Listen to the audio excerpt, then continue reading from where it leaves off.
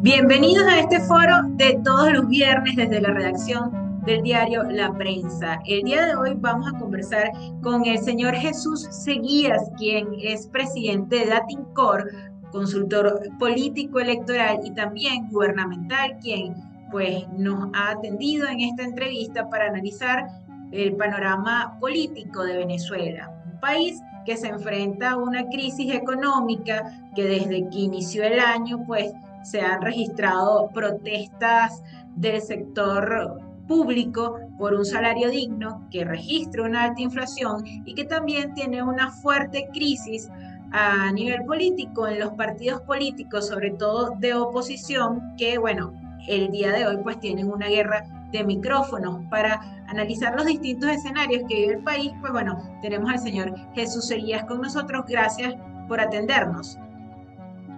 Es un placer inmenso estar con ustedes y acompañar a todos los amigos pues, del diario La Prensa en las dos versiones que tienen. Gracias. Mire, yo quisiera comenzar un poco pulsando su opinión sobre lo que son las elecciones primarias de la oposición, algo de lo que vienen hablando desde el año pasado, que aún no se ha concretado con una fecha. He leído varios de los análisis que usted ha hecho, incluso en su cuenta de Twitter, en sus redes sociales, y le pregunto, ¿por qué usted dice que las elecciones primarias de la oposición pueden ser contraproducentes? Mira, por una razón muy sencilla, porque en primer lugar debo aclarar que yo soy, por razones de principios, un creyente absoluto de las elecciones primarias. O sea, creo que las elecciones primarias contribuyen a legitimar una decisión política, cualquiera que sea, candidatural, de estrategias políticas, como sea. Pero en el caso concreto de Venezuela, una elección primaria para la oposición venezolana, que en este momento está atravesando por serias dificultades internas, una elección primaria puede ser contraproducente para el objetivo que se quiere lograr. Si el objetivo es proponerle a Venezuela una fórmula para generar un cambio político que contribuya a reconstruir al país, que contribuya a que Venezuela comience un periodo de prosperidad nuevamente, obviamente que si ese es el objetivo, las decisiones que se toman tienen que ir en función de ese objetivo. Y el caso concreto de Venezuela nos dice a nosotros que estamos ante una confrontación muy fuerte entre un factor gubernamental y los opositores, o un factor opositor, que no ha ayudado a un nivel de entendimiento. Por tanto, el juego en Venezuela sigue siendo un juego duro, donde el gobierno acapara casi todos los poderes del país, todos, absolutamente todos. Ellos alegan que es en defensa propia, es para evitar que les corten las cabezas, etcétera, etcétera. Pero en todo caso, no es lo democrático. Y la oposición, si sabe que va a enfrentar a un adversario que tiene todos esos poderes y que tiene la capacidad de decirle, mira, no me interesa reconocerte el resultado, pues lo puede hacer perfectamente. Y el gobierno, si siente que el candidato opositor que va a competir con ellos es un candidato que de ganar le va a cortar la cabeza, lo va a mandar preso, le va a quitar todo lo que tiene, obviamente el gobierno no va a entregar el poder. Porque eso no ha pasado en ninguna parte del mundo. Que un gobierno, alguien que tenga el poder, vaya y le entregue el poder a su verdugo para que le corte la cabeza. Cuando han ocurrido casos similares al nuestro, lo que viene a continuación es un periodo de transición, de entendimiento, donde inclusive los factores, digamos, los factores actuales del poder, digamos en este caso el chavismo, pero en, en, en Argentina era Pinochet, en Sudáfrica era de Klerk, el jefe del apartheid en Sudáfrica. Mandela tuvo que negociar con Leclerc y lo puso como vicepresidente durante el periodo, su periodo de gobierno. Y luego en Chile, los chilenos tuvieron que ponerse de acuerdo no por primarias, sino por sentido común, por criterio político. Llegar a un entendimiento para que el candidato que fuesen a proponer contra Pinochet, sabiendo que tenía el control de todos los poderes Pinochet, ese cumpliera tres requisitos. El primer requisito era que tuviese la capacidad de unir al pueblo chileno al máximo. Dos, que tuviese características de estadista, que tuviese capacidad como un estadista, como un político maduro. Pero en tercer lugar, y el más importante, que le cayera bien a Pinochet. Sencillamente. Es decir, el que le cayera bien a Pinochet lo que quiere significar es que Pinochet tuviese la confianza suficiente en esa persona para saber que de ganar no le van a cortar la cabeza. Y de hecho eso fue lo que ocurrió. Y la transición implicó que Pinochet quedara hasta su muerte como jefe de las Fuerzas Armadas en Chile. En Nicaragua, con Violeta Chamorro, tuvo que dejarle el control de las Fuerzas Armadas a Humberto Ortega, el hermano de Daniel Ortega. Es decir, eso es lo que pasa en casos similares a los de Venezuela en el mundo entero. La historia como testigo. Entonces, en Venezuela se corre el riesgo con una elección primaria, la oposición corre el riesgo de que quede electo a alguien que ha dicho, y que hasta ayer nada más dijo, en el caso de María Corina Machado, que de ganar va a abrirle un juicio a Nicolás Maduro y que no se va a salvar de un juicio para meterlo en la cárcel. Es decir, lo está hablando en serio. O sea, ¿qué pasa si ella gana las elecciones primarias? ¿Qué pasa si ella es la candidata a la oposición? Además que está inhabilitada. Entonces, eso es lo que los factores de oposición en Venezuela deben entender con madurez.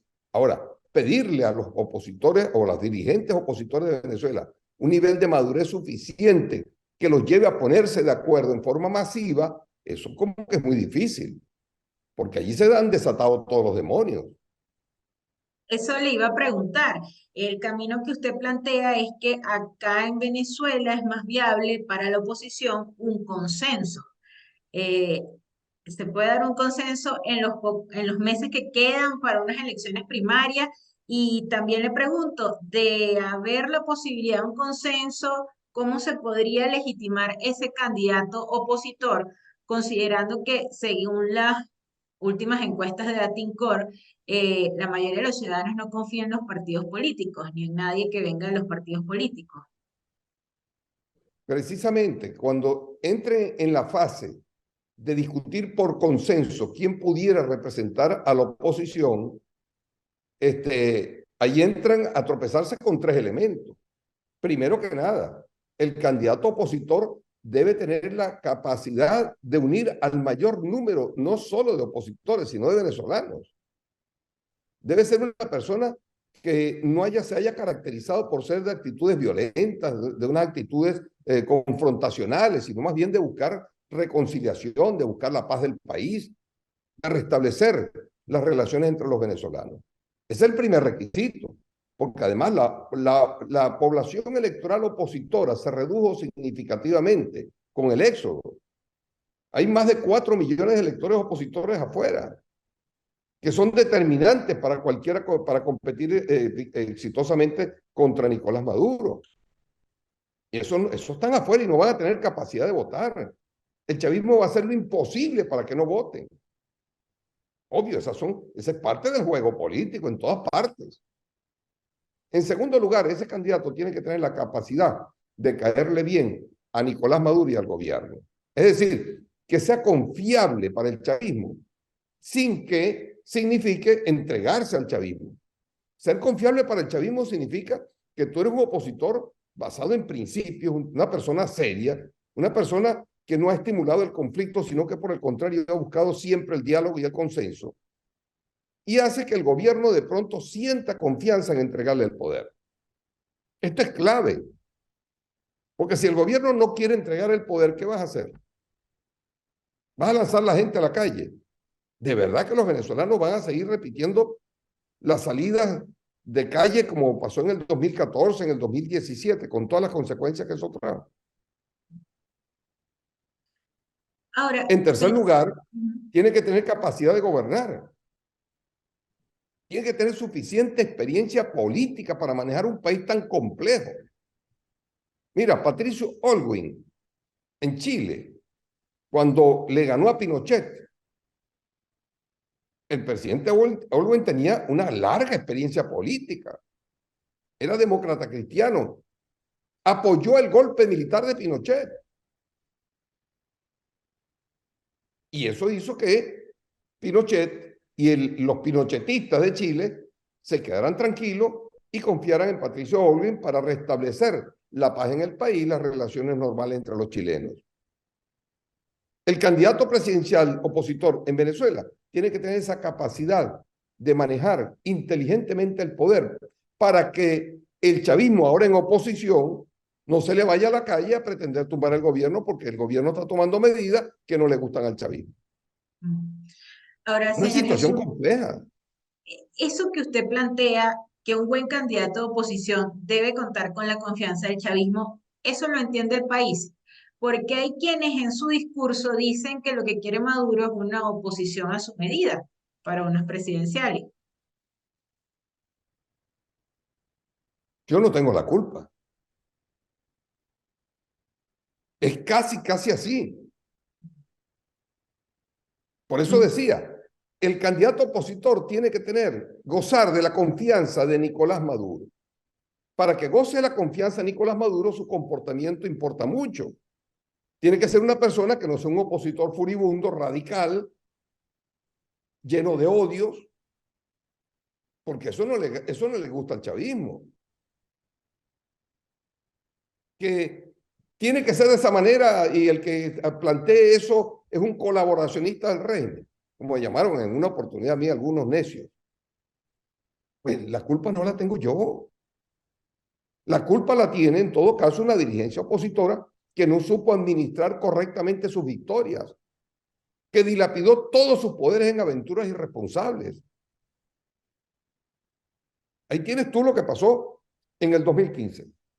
En el 2015, la oposición obtuvo una victoria abrumadora. ¿Qué venía a continuación, como se lo dije yo personalmente, a altos dirigentes de la oposición?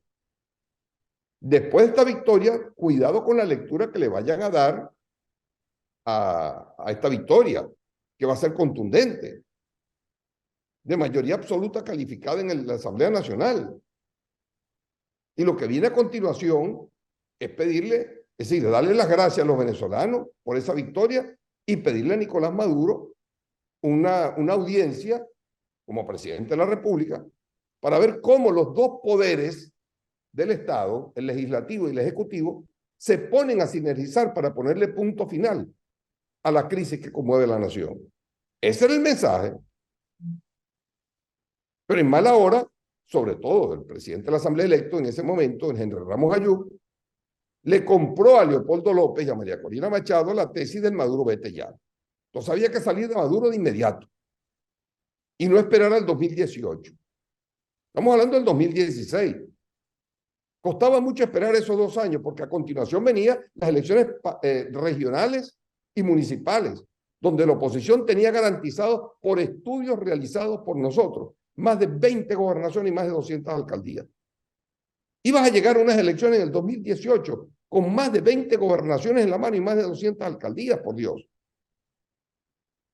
El gobierno no iba a tener dinero para mantener protectorados ni nada, porque, que ver, 20 gobernaciones. ¿Y por qué los iban a aceptar y van a reconocer el gobierno eso? Bueno, porque la oposición estaba poniendo de su parte para que el gobierno convocara las elecciones presidenciales y no les quitaran tampoco las gobernaciones ganadas y las alcaldías ganadas. ¿Por qué? Porque la oposición se puso en modo diálogo, se puso en modo entendimiento, en modo negociaciones con el gobierno. Pero no, lo que hicieron fue irse al modo guerra. Y después vino fracasa la forma de una ilusa pretendida salida constitucional a la destitución de Nicolás Maduro, lo cual no duró ni 6 meses. Y luego inventaron la tesis del referéndum revocatorio. Obviamente el chavismo cuando ve que lo que viene a continuación es que le van a cortar la cabeza, se atrincheraron, eliminan a 3 diputados de la Asamblea Nacional, los de Amazonas, crean la Asamblea Constituyente, hicieron 40.000 cosas para impedir que ellos fuesen defenestrados del poder. Porque así ha sido el juego en Venezuela. Ignorar esto no es de políticos inteligentes, es de políticos torpes. Esas son realidades. La política no es otra cosa que el manejo crudo, implacable de las realidades. y aprovechar todas las rendijas que te deje el adversario. Sí. Y después vino otro elemento más. Y perdona que sé que quieres preguntar, pero para terminar la idea, después del fracaso del 17 del 19, del año 2019, el fracaso del famoso gobierno interino, que no era tal, nunca fue gobierno, en realidad. Entonces, ante el fracaso de eso, obviamente que lo que tenía que hacer la oposición en aquel entonces lo que acaban de hacer ahorita, en 2022. O sea, 3 años perdidos, casi 4 años perdidos. Entonces, la oposición en 2019 debió rectificar, olvidarse de la ruta insurreccional propiciada por Leopoldo López, María Corina Machado, y todos los partidos haberle dicho a María Corina y a Leopoldo López, hasta aquí llegamos con ustedes. Porque son factores que nunca han creído en la unidad. Siempre bypasearon la unidad. La famosa salida del 2014, Leopoldo López bypaseó la unidad, no le consultó a nadie, se fue a la calle aún en contra de la opinión de la mayoría de la oposición. En el 2015, a duras penas aceptaron ir a las elecciones parlamentarias, pero inmediatamente retomaron la salida insurreccional y la oposición se le plegó. El 23 de enero del 2019, Leopoldo López y Juan Guaidó se bypasearon a la oposición y a la mesa de la unidad. Y se juramentó como presidente encargado cuando eso nunca estuvo planteado. Nunca fue consensuado. Dieron por hecho cumplido aquello porque ellos tenían el apoyo irrestricto de Donald Trump, lo cual no era verdad. Tenía límites. No todas las cartas estaban sobre la mesa. Y ahí están los resultados. Y asimismo, bypasearon a la oposición cuando el famoso golpe del 30 de abril. Nadie sabía de aquello. Solo Leopoldo López y Juan Guaidó. Y alguna gente primero justicia. Entonces yo digo, ¿hasta cuándo? Pues hay que reconocer que fracasaron. Reconocer que se fracasa no es nada pecaminoso, por Dios. No hay que ser tan terco. Hay que rehacer el juego. Y ahora lo tienen que rehacer en condiciones desventajosas. ¿Por qué? Porque han perdido todos los poderes. De haber ido a elecciones, de haber rectificado en el 2019, hubiesen ganado las elecciones parlamentarias del 2020. La mayoría de las gobernaciones y alcaldías 2021. Y ningún partido político de la oposición hubiese sido judicializado. Ninguno. Porque eso es lo que les pedía Nicolás Maduro, que participen en las elecciones. Pero ellos creían en la salida insurreccional y en la vía de la fuerza. De fuerza ajena, no la de ellos. Porque ninguno de ellos ha ido a la guerra. Ellos querían que los hijos de los estadounidenses pusieran la vida, pusieran la sangre en Venezuela para entregarles el poder a ellos limpiamente sin que ellos movieran un dedo. Oh, por Dios, eso es realismo mágico. Como bien se lo dijo el propio Elliot Abrams a la oposición radical venezolana en su debido tiempo. Entonces van a seguir desvariando.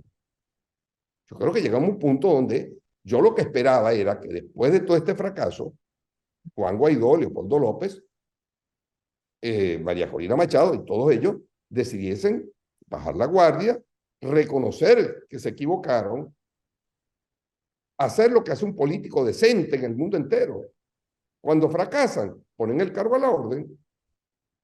Eso pasó con Albert Rivera en Ciudadanos en España. Perdió unas elecciones, puso el cargo a la orden. Pasó con Pablo Iglesias en España, fracasó políticamente. No solo renunció al cargo, sino que renunció a la política por vergüenza, con todos los suyos, con todos los que lo acompañan, porque no lo supo conducir acertadamente. Lo hizo el presidente del Partido Demócrata en la Florida, cuando Ron DeSantis derrotó al Partido Demócrata en forma contundente. Puso el cargo a la orden, porque hay vergüenza, hay pena con la gente. No fuiste competente para dirigir los destinos de tu movimiento en ese momento. Eso es lo que pasa en un país normal, pero en Venezuela eso es algo inimaginable prácticamente. Y siguen creyendo que si no son ellos, detrás de ellos es el diluvio, pero tienen que ser ellos. Eso no es jugar limpio. Ahora, señor Jesús Seguías, cuando usted dice hay que elegir un candidato de oposición que le caiga bien al chavismo, es incluso poder aceptar una amnistía total para quienes están siendo señalados, investigados por violar derechos humanos en el país. Eso también se debe evaluar. Mira, en todos estos procesos, en casos similares al de Venezuela, donde estamos frente a jugadores duros, como lo definió el propio Donald Trump, que Nicolás Maduro le resultó un jugador duro. Lo entendieron tardíamente, después de haberse lanzado con la aventura del gobierno interino. Yo por lo menos siempre supe, desde el 2010, ya yo sabía que la salida en Venezuela tenía que ser negociada. Solo que dos maneras. O llegas a la salida negociada con muertos o sin muertos. Evítate los muertos. Se perdieron más de 300 vidas en Venezuela en medio de esas aventuras irresponsables, de no haber caracterizado correctamente al adversario. Hay una frase que yo he manejado mucho y mucha gente la repite ahora, que es que nos estamos comiendo un elefante. Y los elefantes políticos se comen en rodajas. Con calma. Con calma. Eso no lo he entendido. Yo creo que ahora, 22 años después, que la oposición está entendiendo que el chavismo es un elefante político. Y mira la catástrofe que hay en la oposición y el caos que hay. Por haber entendido que para poderle ganar al chavismo, uno no puede ser por la vía de la confrontación violenta, porque el chavismo tiene más armas que tú, tiene más poder que tú. En segundo lugar, la vía electoral. Y nunca esperes una vía electoral perfecta, porque no la vas a encontrar. Ese es el problema. Entonces, yo creo que ya es hora de comenzar digamos, a poner los pies sobre la tierra, a poner la cabeza en un balde de agua fría, para que entonces tomemos decisiones asertivas. Ahora, señor Jesús, ¿cómo debe ser ese candidato que pueda lograr la máxima unidad? Y esto se lo pregunto porque una encuesta de Datincorp, llamada Así piensan los venezolanos, que se reveló a mediados de 2022, decía que más del 60% de los consultados eh, querían que el líder presidencial no viniese ni del chavismo ni de la oposición. ¿Sí? Porque el chavismo y la oposición en este momento ya no son los factores, digamos, no son los referentes políticos dominantes en el país. En el año 2012, 2010, el país estaba dividido en dos grandes bloques, chavistas u opositores. Los no alineados eran apenas el 20%. Pero el 80% de los venezolanos giraban en torno al chavismo o a la oposición. Ahí estaban ellos manejándose. Y los no alineados eran 20, 30% aproximadamente. 70% de los venezolanos estaban en los dos bloques. Hoy día, estos dos bloques no suman más del 45%. Bueno, en ese estudio del año pasado, no sé cómo estarán las cosas ahora. Vamos a ir a campo pronto. Pero esa es la realidad. Esa es la realidad. Entonces, yo creo que en este momento hay que prestarle atención a esa inmensa mayoría de venezolanos, más del 60% de los venezolanos, que están molestos con el chavismo y con la oposición, que no quieren saber prácticamente de los políticos, que quisieran que el presidente de la República no fuera ninguno de estos factores. Y eso hace que definitivamente pues, los políticos se dediquen a reflexionar. Yo creo que el país lo merece. El país bien merece una reflexión por parte de sus políticos, tanto del gobierno como de la oposición. Seguir como se va, vamos a quedar en la nada. El gobierno prácticamente, el país para el gobierno se ha convertido en un cuero seco. Pisan por aquí y se le levanta otro problema por allá. Pisan allá y se le levanta por otro lado. Tratan de resolver un problema y se les levanta otro problema en cualquier otro lugar. ¿Por qué? Porque estructuralmente están mal planificados. Porque tienen fallas de origen que no han querido resolver. Y yo no creo que el gobierno esté en capacidad de resolverlo a estas alturas. Hay demasiados intereses creados. Por eso yo he dicho, amigos míos del gobierno, le he dicho, mire señores, a ustedes les conviene pasar urgentemente a la oposición. Dejarle ese paquete del gobierno a otro factor político. Pero deben desprenderse del gobierno urgentemente para garantizar la sobrevivencia política, histórica del proyecto de Hugo Chávez o por el proyecto que ustedes han querido implantar. Porque fracasaron en muchos sentidos. Y estando en el gobierno no tienen capacidad de rehacer el juego de manera inteligente. Porque el gobierno genera mucho sesgo, demasiado sesgo. No permite un libre cambio, un cambio verdadero en lo interno, por la cantidad de intereses creados que hay en torno al poder. Estando en la oposición, pues entonces ahí se irán todos los aprovechadores del gobierno, todos los que digamos, no tienen ningún interés en defender el proyecto chavista, sino de aprovecharse de ese proyecto para su beneficio personal.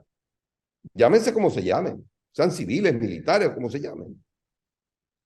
Eso es importante. Ahora, ellos no le van a entregar el poder a quien les está amenazando con quitarle la cabeza, con defenestrarlo, mandarlos a la cárcel y quitarle todos sus bienes, etcétera, etcétera. Y eso, mire, dudo que pase, porque es que en la oposición, ¿qué poder tiene la oposición para impedirlo? Digo yo. Y bueno, ¿qué debe pasar para que Maduro entregue el poder?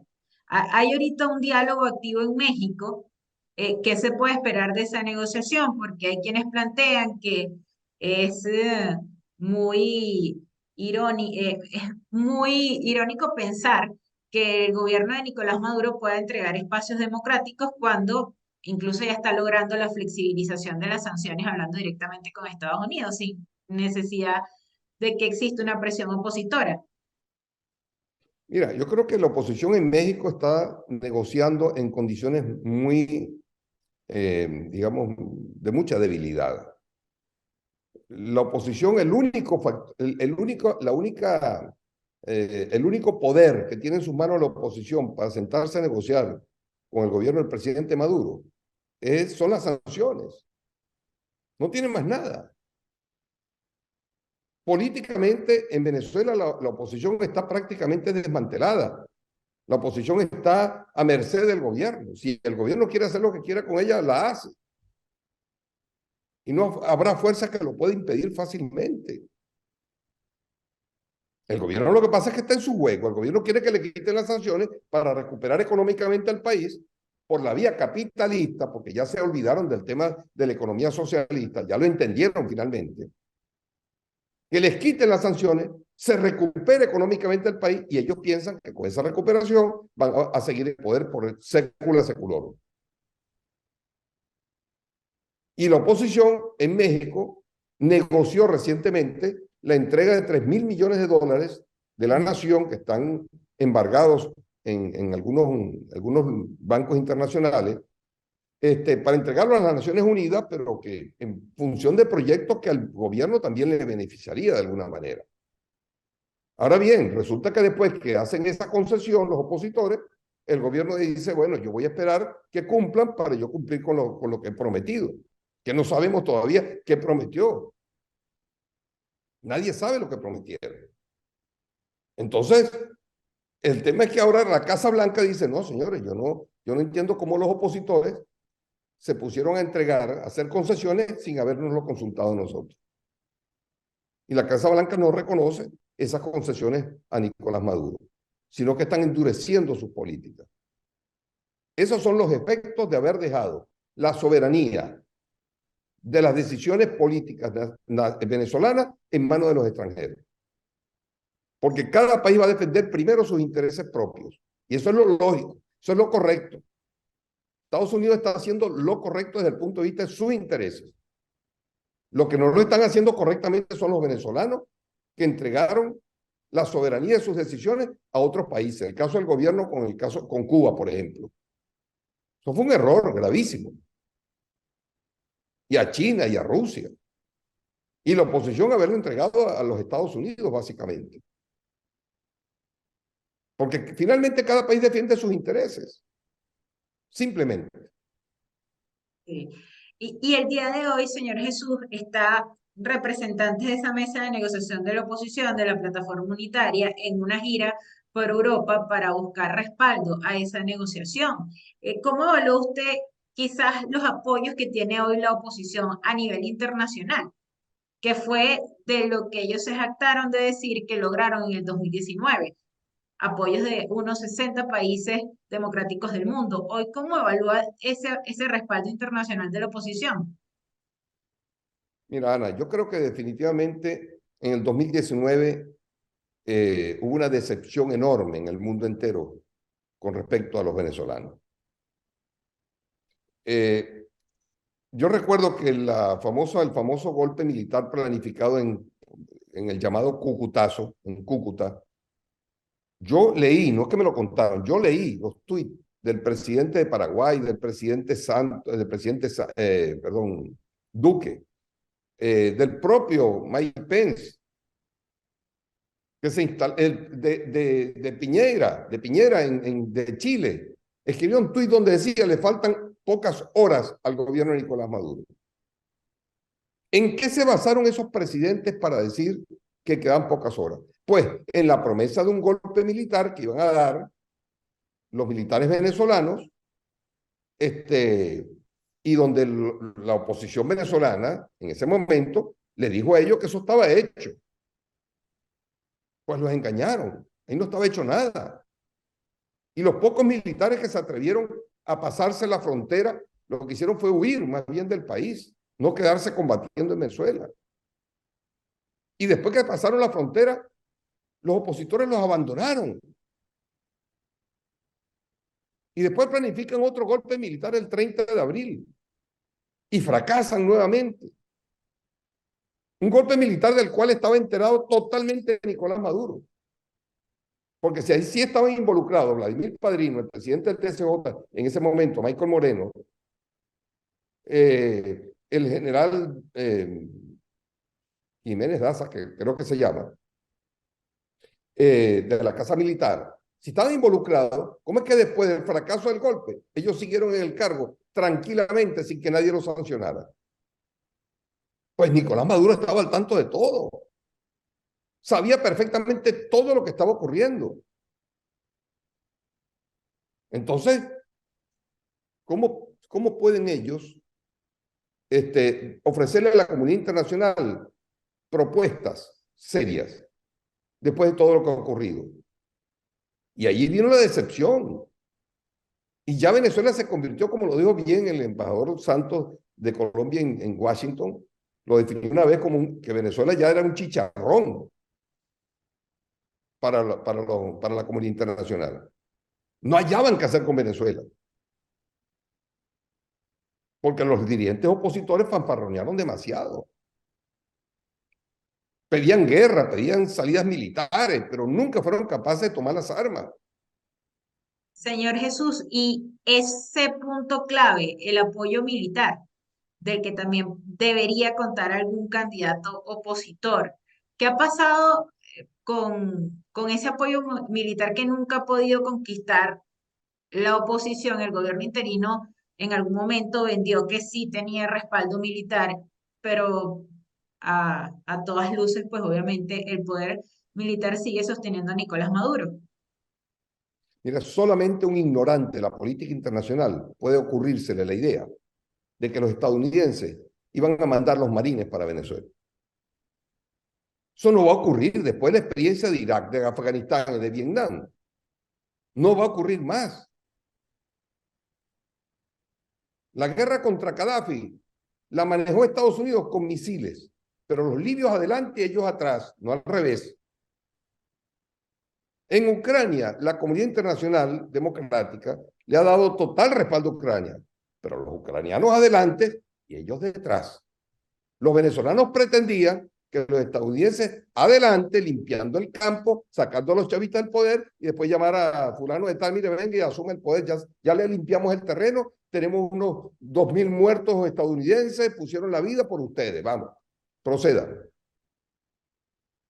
Por Dios. Si ellos hubiesen asumido la guerra con seriedad, ya hubiesen armado los comandos guerrilleros en todas partes del país y enfrentarse con balas. Y tengan por seguro que Estados Unidos le hubiese mandado todas las armas del mundo. Pero además de fanfarrones, son cobardes. Mire, Y además iban a una guerra contra el gobierno mira, el gobierno se ha preparado para la guerra asimétrica como tú no te imaginas, después del fracaso del golpe militar del 11 de abril del 2002. Eso no iba a funcionar en Venezuela jamás. Jamás. Y los Estados Unidos no iban a poner los muertos. Jamás. Entonces, por eso es que Donald Trump dijo en septiembre del 2019, después del fracaso no, ni siquiera en mayo, en junio, Donald Trump dijo, Nicolás Maduro me resultó un jugador duro. Ah, ahora es que te das cuenta. Siempre lo fue. Siempre lo fue. Entonces, por Dios, no entender eso, sobreestimar tus propias capacidades, subestimar las capacidades del adversario, ha sido el error capital de la oposición. Lo que pasa es que todo el mundo está peleando, o sea, no están buscándole soluciones a la crisis, están tratando de ver cómo son ellos los que se quedan a cargo del gobierno. Una pelea vulgar por el poder, grosera por el poder. No están interesados en el país, no están enfocados en el país. Esto es lamentable decirlo. De lo contrario, ya hubiesen dado demostraciones fehacientes de que el país les importa un poco. Eso no ha ocurrido. Ahora, en este momento ya una buena parte de la oposición lo entendió, rectificó, a Dios gracias, bienvenidos a la realidad. Entonces, ahora están tratando de hacer las cosas de una manera correcta. ¿Por qué entonces estos factores radicales no se quedan tranquilos? No reconocen que fracasaron. Apártense. Si no están de acuerdo con el diálogo, apártense. Pero salir a desprestigiar a los otros factores de oposición, que su mayor error fue haber apoyado a Leopoldo López y a María Corina Machado en sus aventuras guerreristas, que no era la guerrerista de ellos, la guerra de los otros, que ellos querían que otros vinieran por ellos. Entonces, obviamente que eso, sin duda alguna, era lo que tenía que haber ocurrido. Apártense. Apártense. Ya. Tengan un poco de humildad, de respeto a la gente que les sigue. Escuchar a María Corina en estos días hablando, escuchar a Leopoldo López hablando. Yo digo, Dios mío, ¿en qué país están viviendo? ¿En qué mundo están viviendo? El cinismo no puede llegar a esos niveles. El daño que le han hecho al país no puede llegar a esos niveles. Sus errores costaron más de 300 muertos a la nación. Jóvenes en su mayoría, por Dios. muchas gracias al señor Jesús Seguías, presidente de Datincorp, por acompañarnos en este foro de todos los viernes. A las personas que se conectaron para esta entrevista será hasta una próxima entrega. Nos vemos el próximo viernes.